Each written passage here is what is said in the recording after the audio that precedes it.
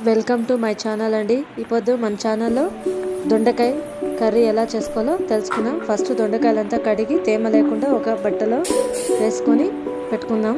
తర్వాత అది సన్నగా రౌండ్గా కట్ చేసుకొని పెట్టుకుందాం.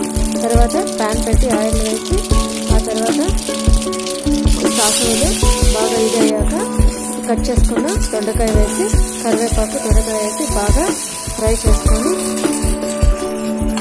చేసుకున్న తర్వాత దానికి కావాల్సింది పల్లీల పౌడర్ దాంట్లోకి ఉప్పు తగినంత కారపొడి వేసి పౌడర్ చేసి పెట్టుకొని ఆ పౌడర్ ఫ్రైకి వేసుకుందాం అన్నమాట. కర్రీకి వేసుకుంటే రెడీ దొండకాయ కర్రీ. అంతే సింపుల్గా ఈజీగా దొండకాయ కర్రీ ఎలా చేయాలో తెలుసుకుందాం అన్నమాట.